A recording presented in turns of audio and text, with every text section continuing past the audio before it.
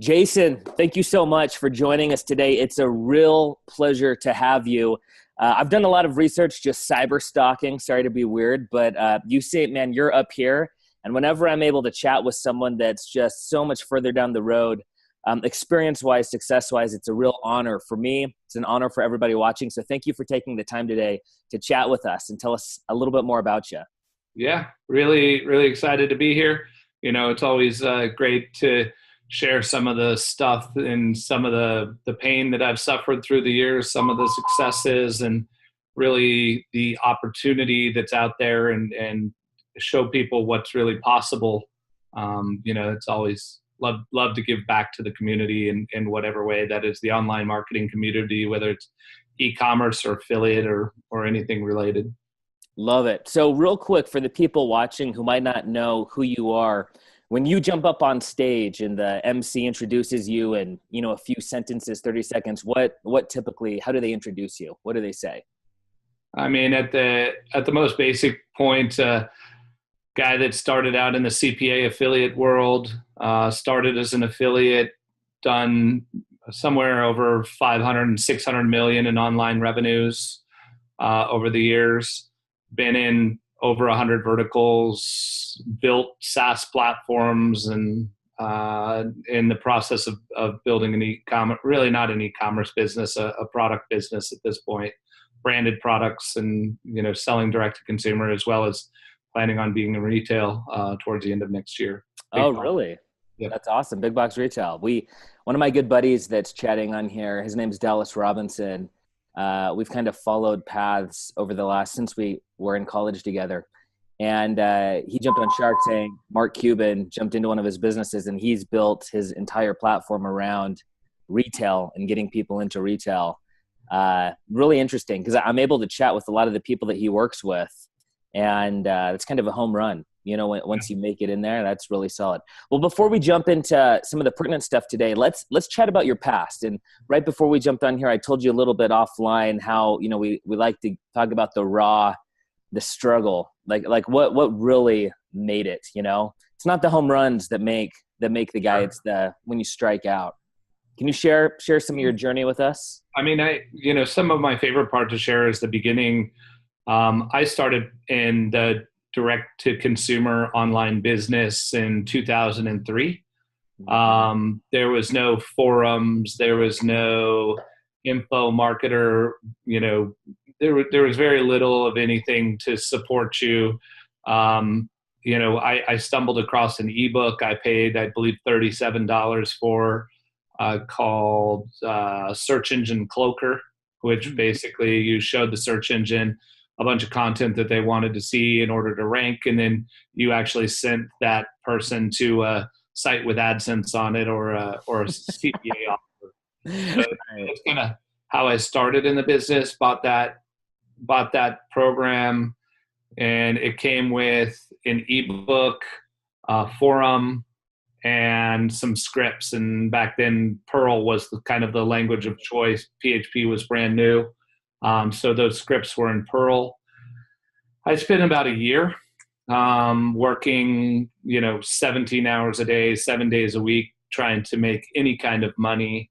And really just, I never really did. It was, I made back the money that I spent on the program.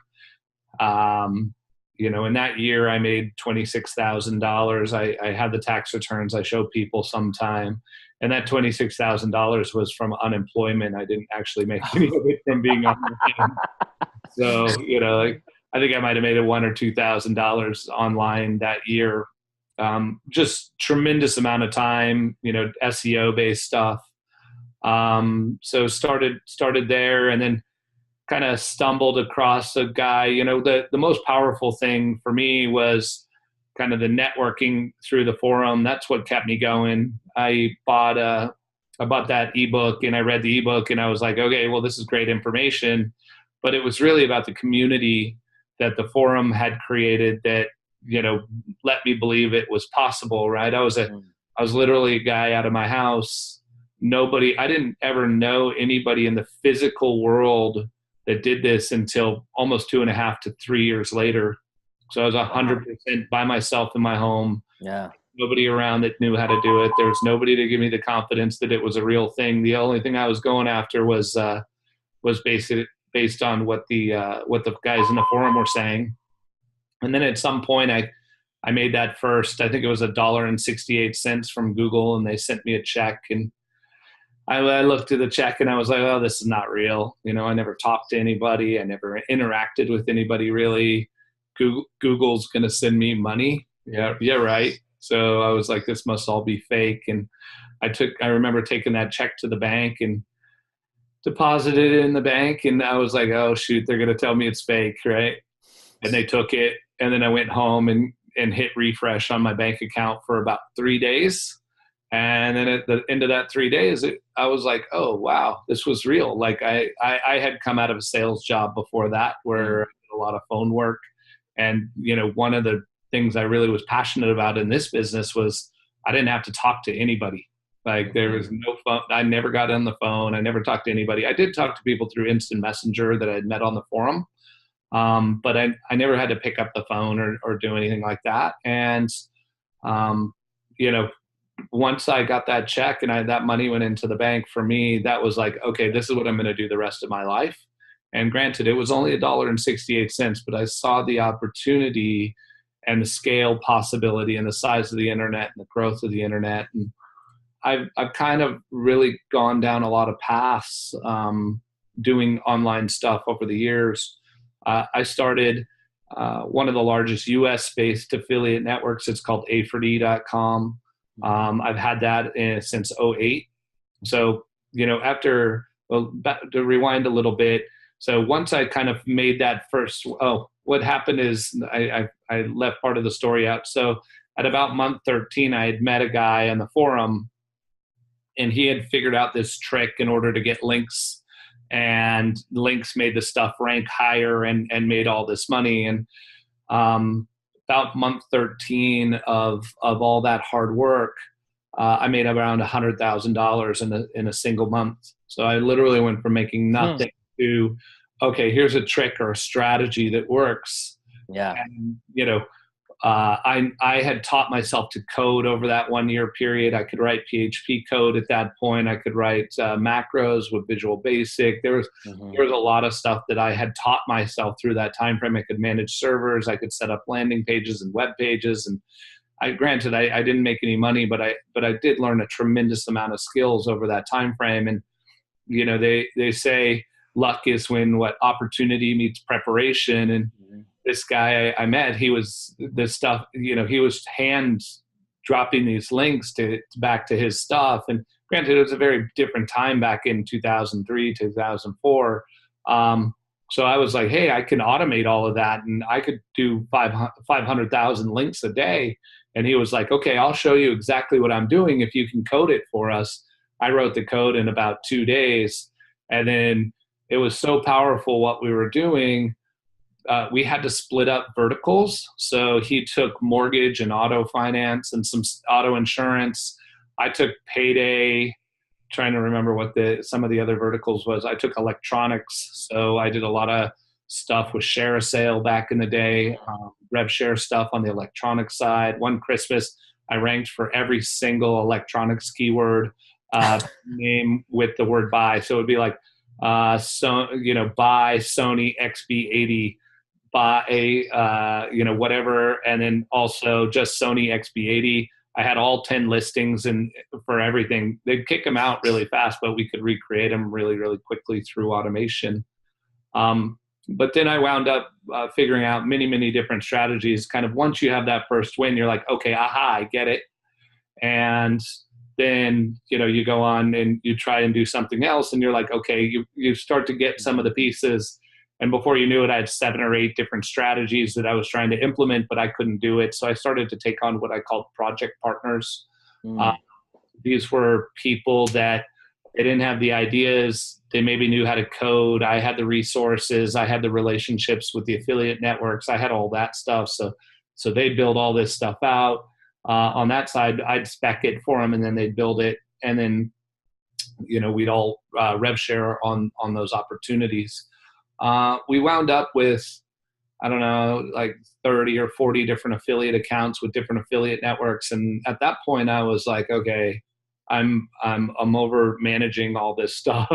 So there was a failing affiliate network called Adsferdo, who was our original network name. And I bought that platform really to manage these people. But at that time, the largest affiliate forum was called Wicked Fire. And Wicked Fire was massive. I mean, there's just so many people on there. And I was a moderator on Wicked Fire. So what happened was some people found out I had a network platform, so they thought I ran a network, and the next thing you knew, I had 2,000 affiliates that wanted to work with us that are all friends that I had helped and mentored and coached. You know, once I figured stuff out, I ran as an affiliate full-time for almost 4.5, 5 years, and I'd mentored and had lots of friends that I'd met. So I actually hopped through, I was on Search Engine Cloakers forum, then I went to another forum called Syndicate, SYND8. K8. It was like a black hat SEO forum. Then I moved to Wicked Fire. Then I moved to Stack That Money. So, you know, you just kind of move where all the people go and where the energy is inside of the communities. But then that kind of led me down a road. And then my first, you know, certain things you get lucky with. My first, well, lucky or not lucky, first real success I had, I learned a lot through the affiliate network growing stuff. I mean, there was a lot of fraud and stuff like that. But then all of a sudden we found this acai offer back in 2008, I think it was. And we started doing 100,000 a day in revenue through one affiliate running through us, all real traffic. That was Facebook had just opened up, penny clicks. You know, blogs and all that stuff had just been created. That was all brand new. There was no black hat or cloaking or anything of that nature on that side of the business. So it was just a license to print money for many years later. So we got deeper and deeper into that world. And then at 2012, we actually wound up getting sued by the Federal Trade Commission for being in the middle of the pipeline. So you've got all on the affiliate network side, you've got all the affiliates over here, and then you've got all the merchants over here. And these guys are doing all wrong stuff and making false claims. These guys are doing all wrong stuff and making false claims. We were sitting in the middle as the pipe that was literally just redirecting the clicks. But Federal Trade Commission basically said, hey, you have ill-gotten gains. And we spent about $450,000 in legal fees and about 2.5 years of my life battling the Federal Trade Commission. In the end, we ended up sending them a wire for about $1 million, or actually exactly $1 million. And at that point, I totally transformed the business.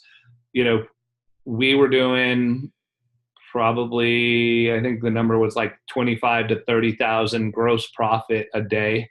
You know, before overhead of the company, but like straight up profit a day for a long time.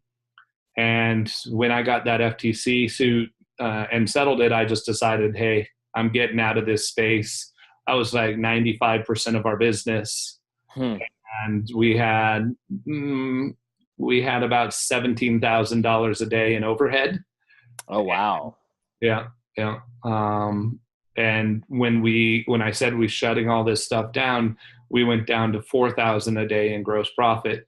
So, you know, I imagine myself walking into the office and setting $13,000 on the desk, paying $13,000 to come work for 12 hours. Pretty painful feeling, you know, where you're like, okay, so I came in.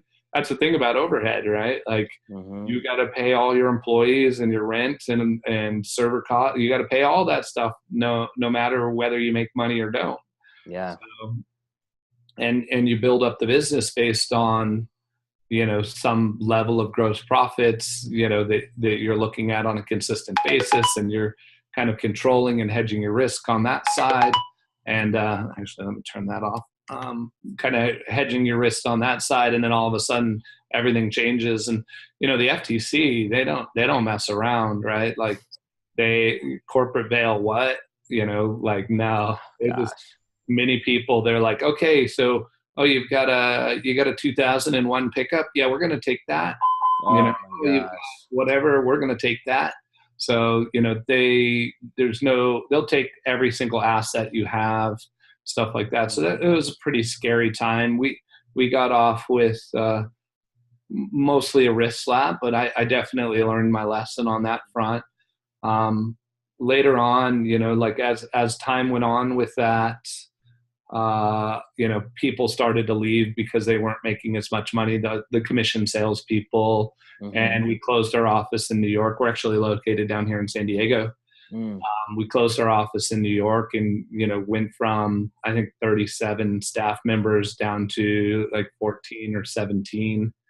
And really tightened down. And then we found a couple of verticals in the lead gen space, got that number up to 7,000 or 8,000 a day, kind of whittled away that overhead and got us, the first step you got to do is get to level, right? Where you can Yeah. just, brain can work. Because when you're spending more every day than you're making, the brain doesn't work properly and you make a lot of irrational decisions. So true. So it's like, okay, well, what do we got to do to get to level? And then I can just take a deep breath and I could think for a while and strategize for what the vision of the future is going to be. On that front, it is interesting as an entrepreneur, I talk a lot about, you have to be 100% invested in whatever the thing is that you're going to do. And you have to believe in all of your heart of hearts that it's going to work. And you've got to give it 100%. There's no try this, or I think I'm going to work on this, or none of that stuff. It's like, this is what I'm going to do. This is what I'm going to build. This is how I'm going to build it. And then you've got to go down the road far enough and you've got to check every once in a while and go, is this what I should be working on? Even though I'm 100% in, is this what I should be working on? And so I did that with lead gen for about 2.5 years.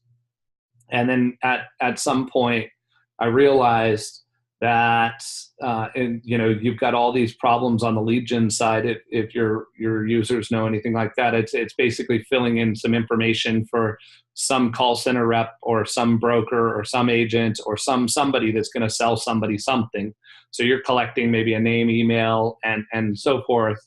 And then you're sending it to them and you're banking that they're going to actually figure out how to make money with that. And what ends up happening in that world is you generate these leads, and the same leads, you send them to 3 separate call floors, and one call floor says they're amazing, one call floor says they're subpar, and one call floor says they're terrible and they want to return them all. And they're literally the exact same leads, 1, 2, 3, 1, 2, 3, you just round robin them out to them. So towards the end of that, for me, I basically said, I don't personally want to own lead gen portals and stuff like that, because I wanted to build a $500 million to $1 billion company. And at the end of the day, the only way I saw to do it effectively would be to open a sales floor. And on my list, and I keep a list of things that I want in my life, and things I want to become and things I want my business to become. Running a sales floor of 1,000 or 2,000 sales reps is not on that list. And it's actually one of the things that I never want to do is on that list. I've been in sales a lot of my life, but there's a difference between B2B high-end sales and a call floor that is grinding it out, calling leads, and God bless them, and they're what they do. I just don't want to run a floor like that personally. So I had 12 portals at the time. We had tons of buyers. I had a ton of staff. And this was, so our FTC stuff happened in 2012. And so then we went down this lead gen road till about 2015. And I basically, about mid 2015, I said, we're shutting all the lead gen stuff down. I don't see a future. My vision and what we're doing here are not aligned. So I shut off the whole lead gen business down. I actually shut off all of our portals. We still have one of them with one buyer on the back end that is a UK funeral insurance offer. But we've got one great buyer on the back end. We buy the media for it internally with a couple of affiliates as well. And it's very consistent. But the other 11 portals we shut down and said, we're getting out of refi, we're getting out of solar, we're getting out of auto insurance.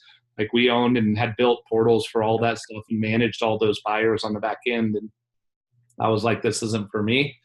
And then I basically sat for about a year and trying to figure out, we still had the affiliate network. The affiliate network, from an affiliate standpoint, leads are great, right? They convert high and they typically pay a lot. So you get data feedback very quickly on your click costs and stuff like that. So they're great for affiliates. They're just, in my opinion, bad to be the merchant that owns the portal. It's not a business I want to be in. Mm-hmm. So we still had the affiliate network running. We work with about 4,000 merchants and about 15,000 CPA affiliate media buyers primarily, and some mailers. Mm-hmm. So that was still running, but then I was personally trying to figure out what are we going to do. And then I started to build a list, and I really encourage anybody to do this. Build a list of who you want to become in 5 years from now and what you want your business to look like and become. And that's not, I want it to be an e-commerce, or I want it to, run affiliate offers. And that's not what I'm talking about. How big do you want it to be? How many employees do you want it to be? How much do you want to work? And just build this whole list of what you want your life to be like from a business and personal perspective. That is, kind of goals, but kind of macro level goals. I think people get too into, well, I want to do this thing. And it's like, no, take that step back and go, okay, like I said, I want to build a company that does $1 billion a year in revenue. Like, that's on my list, right? So I want to build a company that has somewhere between 250 and 500 employees. Right? Just these are some of the challenges that I want to take on. I haven't done that yet. Our company is only 55 people. So, the process of what I'll get to learn in building a company of 250 to 500 people is going to be amazing for me. And I'm really passionate about learning and experiences and failure and, overcoming that failure and, learning from that. So that's super exciting for me. But then really don't do anything, just kind of build this list. How much do you want to work? I don't want to work more than 40 hours a week. I don't believe in this hustle and grind shit that, like everybody's like, I work so much time. And that's great, right? In the beginning, you need to do that, right? In the beginning of anything where you don't have the knowledge, you got to spend a lot of time. But if you're a year into something and you're still spending 12 to 17 hours a day, 7 days a week on it, that's the wrong business. Like, you need to fix what you're doing. So like on my list, again, 40 hours, I want to vacation over 100 days a year is on my list as well. So I want $1 billion company and I want to vacation 100 days a year. I want there to be signs of revenue from the start. I've built 2 SaaS platforms, software as a service. One was a video split testing optimization platform. Another one is a video game called Play Startup Alley that basically teaches how to buy Facebook ads in a video game, simulated virtual video game world. Wow.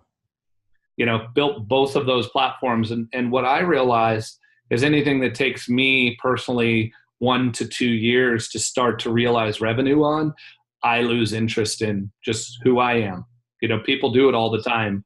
I didn't want to raise capital. Whatever I was going to do next, raising capital sounded like a terrible idea to me. That doesn't mean I won't get capital to do something at some point, but it'll very much be an accelerant on something that's already working, right? Hey, we're making $50 million a year. We need to take in $100 million in capital in order to grow this thing. But the formula and the model is 100% solid. So like another thing on my list is I need to make some sort of revenue and some sort of profit within 3 months of whatever it is that I'm going to work on. So I built this list for myself. It's got about 30 items on it. And then I just waited, right? And then I talked to people. I went to trade shows. I found all kinds of opportunities. And what I would do with those opportunities is I would say, well, another one on the list is, is my goal 1% of the total market of this business? So that's another important one, right? Because if you look at something like, hey, I want to build an affiliate network and I want it to do 300 million a year in revenue. Great. Well, you're in the top the very, very top percentile of that in order to accomplish that goal. And then to go past that gets even harder because the market, it's all about the market and the market size.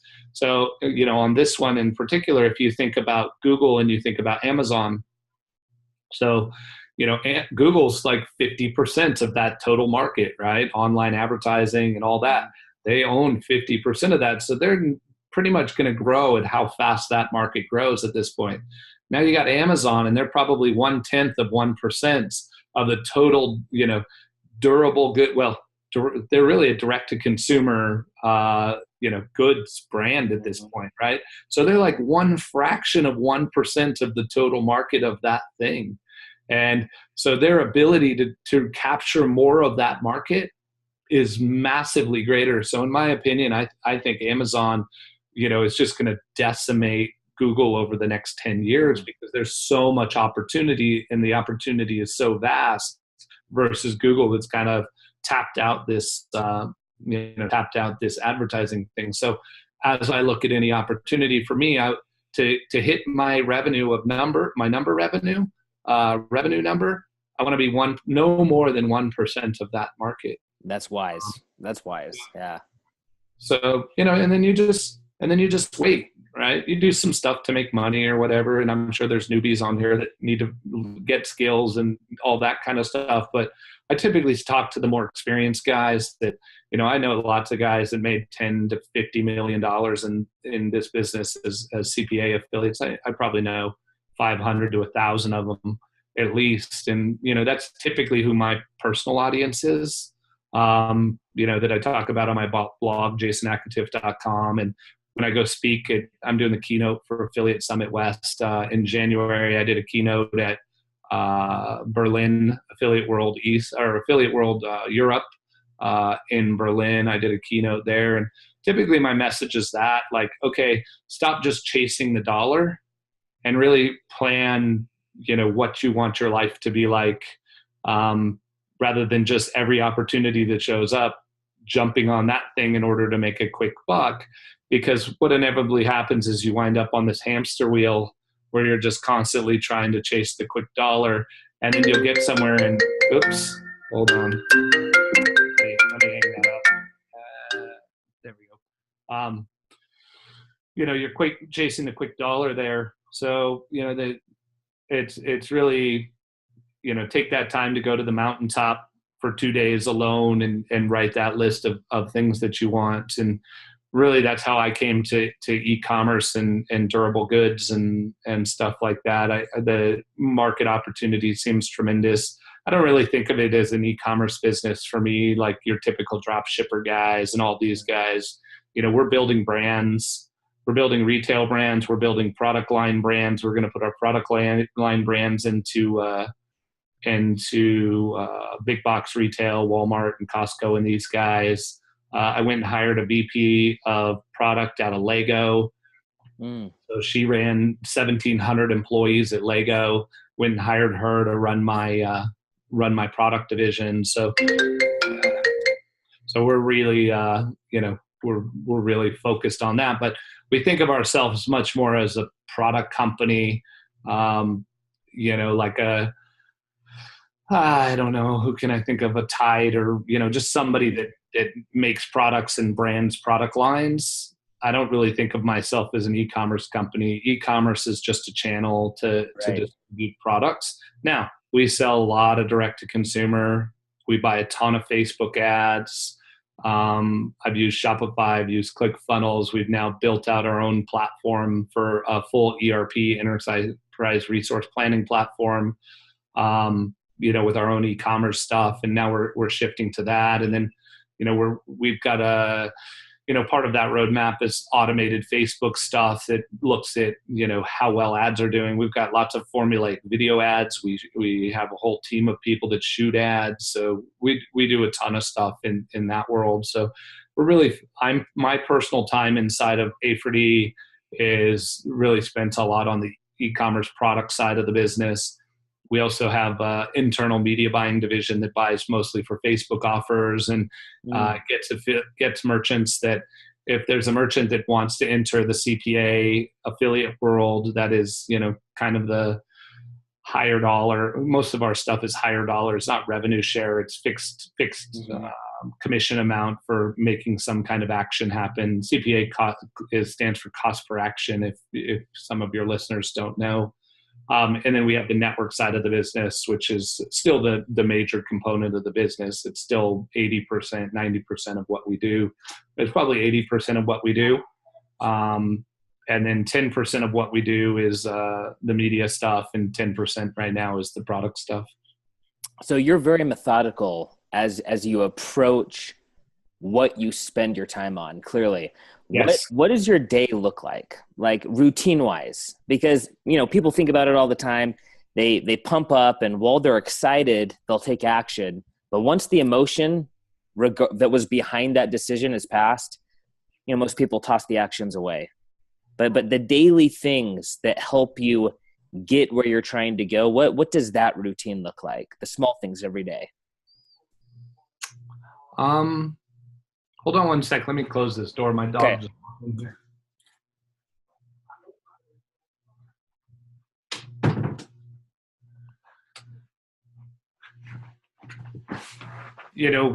I think what's important is I live in two places, so I'll talk about my actual daily habits and kind of how I live my life. But I think from a philosophical standpoint, there's two places that I personally live my life, and I live my life kind of that big vision of where I want to be in 5 to 10 years from now, and what I want to create and what that looks like. And I try and get that vision clearer and clearer and clearer every day. So I spend a lot of time thinking about that destination. Mm-hmm. And then the other place I live is I'm a really passionate guy about building initial momentum in anything. So that initial push, that initial learning, so most recently I've taken on this whole ERP project to kind of spec out and scope all of our ERP stuff, build all the project management, run our team out of India that does all the tech development for that. So really focused on what is that exact next step that we need to take in order to get to 5 steps. And I find a lot of people spend a lot of time thinking about the 5 steps ahead, or the 10 steps ahead, or the 20 steps ahead. And this step here doesn't move that fast, because it's like, we could do this, and we could do that, and we could do the other thing. And it's like, look at that vision, and then what is that exact next step? There's a book called The One Thing that's an amazing book. What is the one thing that you should be working on today, this week, this month, and this year, in order to move yourself as fast as possible towards that vision or that destination? So with that said, I've got 2 kids. I got a 6-year-old boy and an 8-year-old boy. Been married 10 years. Our anniversary was yesterday. So congratulations. Very, very, thank you. Very happy, great marriage and stuff like that. So, in the morning, my kids wake me up at about, 5:30 or so.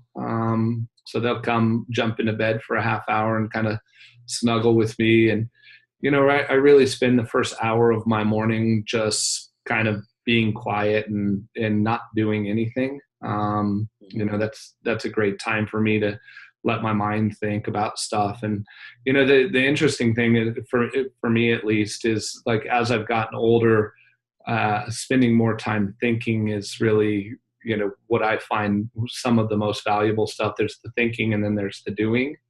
And typically, a lot of people just do the grind. And then they don't step back and really think a lot about what they're doing, or, are they moving towards that vision? And then could they take that next step? And, what you'll find is a lot of times you'll find people and they're like, I think this is the next step. This is the next, this. And then all of a sudden they're right back to where they started, versus take that step, take a little bit of time in the morning or at night and think, was that the best thing to do? And then what should I do next?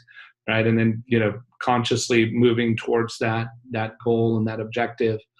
So I do that. And then from about 6:30 to 7:30, I typically listen to a book on tape, like Audible or whatever it is, a book on tapes. Like I'm dating myself there, apparently. Yeah. Audible or whatever. I love business books or kind of whatever I'm into. So at that point, like a lot of times it's whatever that thing that I'm trying to create momentum to literally go to that next step. So, a couple of books that I highly recommend, if anybody's on the marketing and advertising side, Cashvertising is really an amazing book by Drew Whitman. If you're on the building, if you want to build enterprise, I would suggest the Drew Whitman book for like newer people that, don't know marketing that well. And, maybe they're having a problem with Facebook ads and they need to learn copy and stuff like that. But if you've already figured out most of that stuff and you're like, really, I want to understand how to scale this bigger, how to build better culture inside of my company, how to create that vision, go through worksheets on how to create visions and strategies to approach those visions. There's a great book called Scaling Up that I'd highly, highly recommend if anybody hasn't read it. It's much like a textbook. It's basically like an MBA in 200 pages, but I've read that book 3 times. But I love to read stuff, stuff like that. And then I'll go down a rabbit hole, or I'll get into gamification and I'll read 3 books on gamification and blogs and stuff like that. And, just try and educate myself. I love podcasts too. I own a lot of commercial buildings, office buildings. So I listen to a lot of stuff on real estate and investing and things of that nature as well. So just trying to further my education and stay rounded. So that's my morning. Typically go to the gym around 7:30, 7:45, work out for an hour Monday, Wednesday, Friday.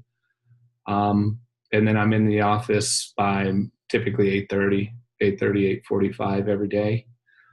So that's when I'm here. That's my routine. Come home at 6, somewhere between 5:30 and 6. Spend 2 hours with my wife and my kids before they go to bed, and then maybe an hour reading or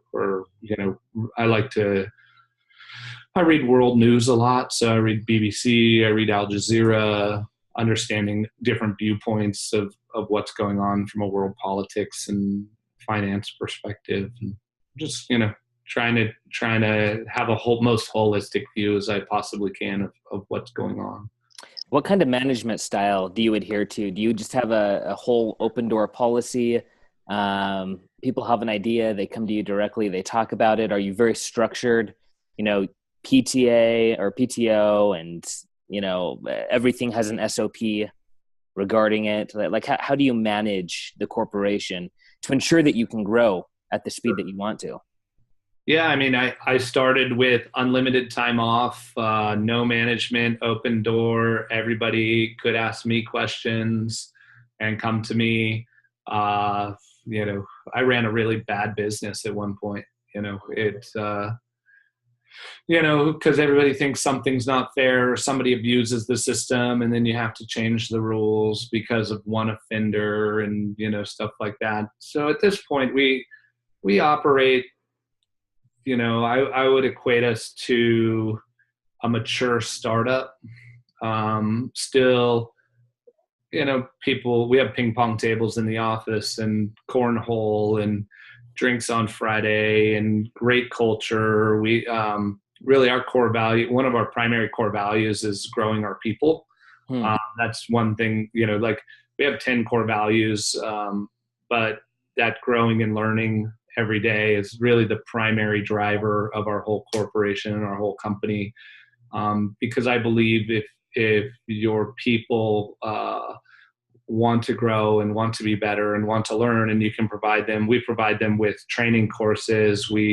I put together what we call the Knowledge Club, which is essentially a book club once a week. We have about 25 out of the 55 employees that meet. I buy them all lunch. We go through a book and, in chunks, and we discuss as a organization. how we could input, take some of this stuff and start using it inside of our business. Sometimes it's personal stuff like how they personally invest their money or money management that the employees can. But it's really at the core. We want our people to grow. We want our people to learn. So we do have a structured culture. We do have PTO and some stuff like that. Inevitably, you get to a certain size company and you don't run on super fat margins. I mean, the network business and media buying business is not a super fat margin business. So it's not like we raised $100 million and, we'll just have an open PTO policy that anybody can do what they want because it doesn't really matter because we got all this money for free. And, that's not the kind of business we run. I mean, that doesn't mean we won't give people extra time. We're considering flex time at this point, some flex times potentially, but it's, enough structure to keep everybody honest, but not so much that it's burdensome. As far as our systems and standard operating procedures, we have a lot of processes for stuff. We have a lot of it documented, but it's really changing and growing every day. We're constantly, we're still young enough in the development phase. Just to go back a little bit, like A4D, in the beginning, if you go read some of my blog posts, I talk about some of this and some of the more recent ones. A4D had no operational anything inside of the business. I was of the mindset of I'm going to hire media buyers and I'm going to hire affiliate managers and business development people because I know they make me money. But what happens in that sense is you don't wind up with any operations underneath. And I operated for almost 5 years with no operations, which made us lose a lot of people, which made us make people feel unsupported, which so if you go read my blog, some of my latest blog posts, I tell everybody, if you're going to hire somebody or partner with somebody, like your first person that should be, if you're the guy that knows how to make money, is somebody that is excellent at operations and focuses on getting all those strategies and ideas and systems out of your head and gets them documented into a system that people can operate under. Kind of that's step one. Then step two is to get all those systems and processes into like workflows inside of a platform of some sort that is a technical platform. And then once you've got all that into a technical platform where people can work and they don't need to know standard operating procedures. This is the way the system works, right? And it's gated. So my manager needs to approve this thing when I do it, right? Like the system, you don't need that standard operating procedure stuff. You build the systems and then you instill the culture into the team, and the team knows how to make the right decisions based on the culture standpoint. And then the steps to follow are built into the system. And then the next piece you do, so you come up with the stuff, you do it manually first, then you put it into some tech. Then kind of the next step is you build automation where you go, okay, so what stuff could we put in here from a rules-based system to, again, affiliates started to run traffic, create a task for an affiliate manager to hit them up and find out how their campaign's going, right? That's kind of a rules-based automation. And then kind of that fourth tier is move into the machine learning, TensorFlow, start looking at building models so the machine can start to know, hire some data scientists. And so the machine starts to know better than the people know, what the best option is at that point. So that's kind of how we progress. Interesting. So you're on the path from 8 to 9 figures annually. What is your largest personal challenge? Not as an organization, but for you personally, going from 8 to 9 figures? Nothing really. Just time. I mean, once I figured out that I could hire great leadership inside of my company, like I said, I have a woman that had 1,700 employees. So I say to her, I'm like, this thing we want to build, it's 400, 500 employees. She's like, that's easy. I'm like, okay. So that makes me feel like, okay, she's got this, right? Yeah. She knows that part, and then I talked to her about the marketing side. She's like, I don't know, our ads at this. And I'm like, that's easy. I got that. I've been doing that for the past 13 years, right? That's easy for me. So once you learn to hire strong people that really know how to do stuff, run teams, build organizations, know who to hire in order to get the stuff done, know how to build culture. By the way, this isn't stuff that I did. I went and hired leadership that had built culture in 3 companies before, had built the operational systems in 3 companies before. My expertise is much more along tech, automation, marketing, and then vision, really. That's kind of my wheelhouse. Everything company related, operational related, that's all the great people on my team and the great leadership on my team. So, some of the stuff that really bothered me when I was earlier on in the process of building a company was I didn't have those great leaders inside of the organization. And I sometimes talk about there's a solopreneur where you're just by yourself. Then you become a solopreneur with helpers at some point. You're like, okay, there's too much for me to do and there's so much opportunity. Let me just get a bunch of helpers. And you really can only scale that to probably 10 to 12 people that are your helpers. Mm-hmm. And then from there, you're going to constantly hit a glass ceiling. And then there's this huge gap, money gap, that is, I'm going to hire strong leadership that is typically people that cost $100,000 to $500,000 a year, but really strong leadership to come in and build the company itself, right? Mm-hmm. I'm the idea guy. I know how to get the stuff done, but I don't know how to build the organization itself, the bones and the systems. For years, I was like, oh, I'm going to write all the systems, and it just never gets done because I'm the entrepreneur at the end of the day. Right. But that gap is really far, really, really far. So it takes a long time because here you're making a lot of money because you've got you with all the opportunity and the helpers. And here you're going to take all that money that you're making and you're going to put it into these high level people. And it's going to take 1 to 2 years for those people to get in, actually understand what you do, build training systems, build onboarding and hiring systems, build the culture inside of the company. It's going to take time for that stuff to happen.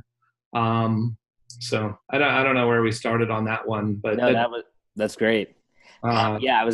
So here's the question also that I think it's going to kind of be pertinent to everybody here, because you guys analyze products, mm-hmm. potential products, and then you decide whether or not it's something that you're actually going to develop and then market on a large scale. So right. Setting intuition aside, right? How do you look at products? How do you analyze whether or not you're like, I'm going to go for this? And I know you talked about the 1%. So is the market large enough so that what we want to do is 1% in that? But on individual products, what characteristics? What's your method there? I mean, the first thing you have to remember. So I never think of things about a product. I only think of things about a system. Mm. So think to yourself, who are people that have been choosing products for many years and deciding what products consumers would buy? Engineers, I assume. No. Marketing guys. Marketing guys. That's a good idea. I mean, I'll give you a hint. They work at retailers. Guys on the shelves that pack the shelves. So there's something called a buyer inside of a retailer. Okay. A merchandiser. Mm-hmm. These people have been choosing what's going to go on Walmart shelves. So when you go to retail, you go sit in front of a buyer and then you pitch the buyer on why you think your product's going to be successful and what the history is and all that kind of stuff. And that buyer makes the decision whether the consumer will buy that product or not. And they have successful hit ratios or not. So what I encourage everybody to do is, if you're in a demographic of some sort, say you're in a demographic of moms with babies, go hire Babies R Us just went bankrupt.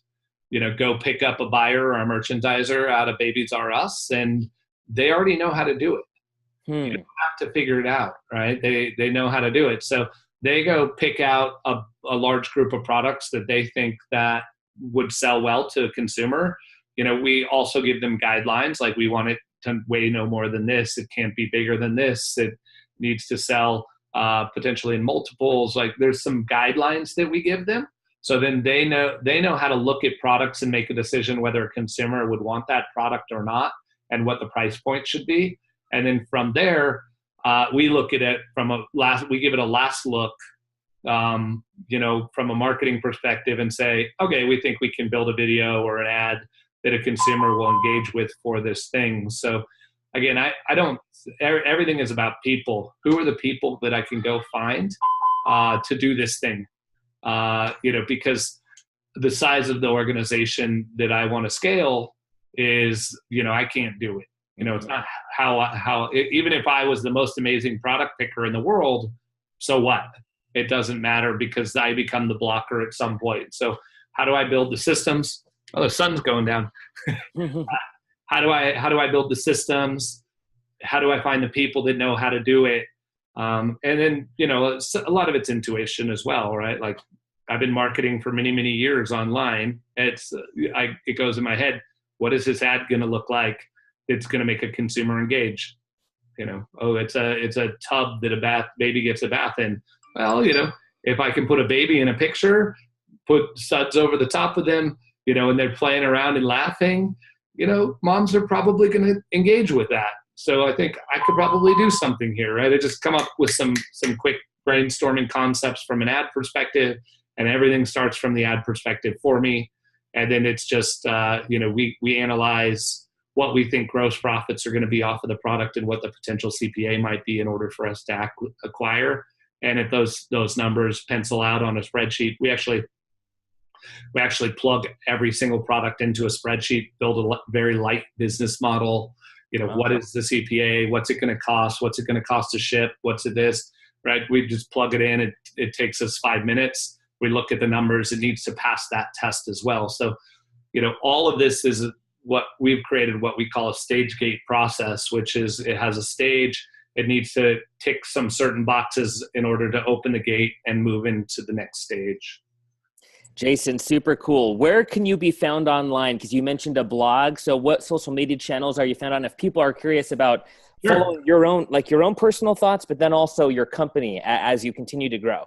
Yeah. So my blog is JasonAkatiff.com. If you're watching this video, I'm sure you can find how my name's spelled. I have a messenger bot. I don't actually send anything out on it other than times I'm going to speak if I've done a new blog post. So sign up to my messenger bot and you'll get notified. I also have an email list if you want to go old school as well. So that's that there. Our affiliate network, CPA business, if you want to if you've got a great product that you'd like to get affiliate media buyers or emailers to run, you can go to A as in alpha, the number 4, D as in delta.com. That's our network. That's my business. We're A4D Inc. Let's see. I'm Jason Akatiff. You can find me on Facebook. I don't know how many more people I can take on Facebook, but I'm on there. And then if you want to go back and here's something fun for people to do, if you really want to understand the journey. My screen name from yesteryear is Smaxor. That's S as in Sam, M as in Mary, AXOR. And you can literally go back to Wicked Fire, search Smaxor, and see me asking about, what is PPC? Like, how does AdWords work? Right? That's cool. That's one of the cool things about forums is all that stuff lives on. Yeah. So Stack That Money, for those people that are part of Stack That Money or interested in the CPA world, I'm Smaxor on Stack That Money as well. So I probably, between Wicked Fire and Stack That Money, I've probably got 7,000 posts of content out there. But most of my more enterprise level stuff that I'm talking about now, vision, things of that nature, I'm typically putting on my blog or at my speaking events. Awesome. Jason, thank you so much, man. Really appreciate you taking the time to chat with us. Inspiration for a lot of people. Cool. Well, thank you for having me, Trevor.